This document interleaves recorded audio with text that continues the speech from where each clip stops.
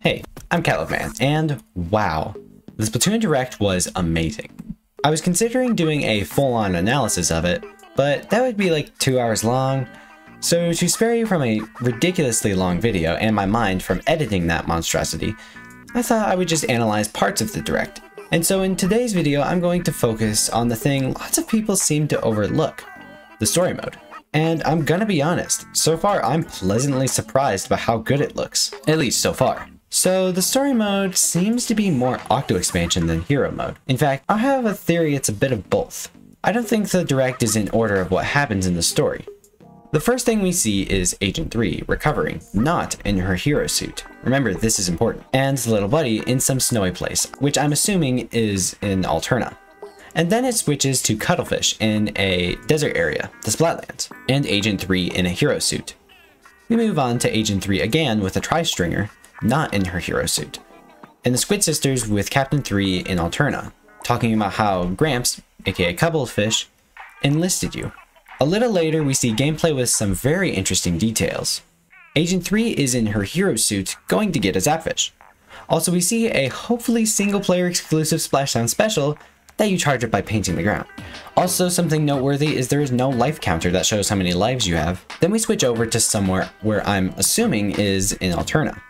And take notice of the ink tank, it's different than the hero suit one. We also see a no weapon stage with only Little Buddy.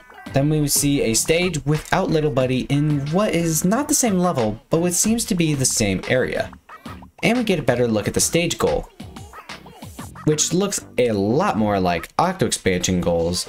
We see some timed levels, Zipcaster and Crab Tank only levels, which look like a ton of fun, and some Tri-Stringer and Aerospray levels. Then what really looks like a boss level in Octo expansion. The Direct then cuts back to Cuttlefish in the Splatlands with Little Buddy not understanding personal space, as usual. Then the Squid Sisters with Agent 3 in her hero suit. Captain 3 looks like she gets a special. And DJ Octavio is here. Them showing it in the trailer means he's probably not the final boss. Also, if you look into his glasses, you can see they're in the Splatlands. Then we see a strange shot of flying fish.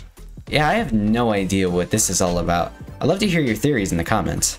Then we see Cuttlefish being grabbed by the fuzzy ooze, being separated from Agent 3 and Little Buddy. And then we have what possibly is the explanation for the earlier scene here.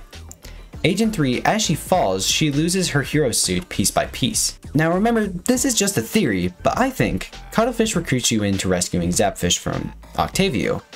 Again, he gives you a hero suit and a hero shot. And then after finding DJ Octavio, some very big story event happens, and you get sent falling, losing your hero suit in the process. And you wake up in Alterna, and meet the Squid Sisters and Captain 3. But that's just a theory. A game! Anyways, yeah, I know it's a bit of a stretch, like there's plenty of holes in my theory. For example, how did Captain 3 and the Squid Sisters get in Alterna? But I thought it was interesting enough to share. And that's just about all there is to cover. The Direct shows us surprisingly little on the story mode for this game, but maybe that's for the better to avoid spoilers. I really like how Nintendo listened and made the story mode more like Octo expansion. What are your theories for this story? I would love to hear yours in the comments. But anyway, my name is Catloafman, and I'll see you in the next one.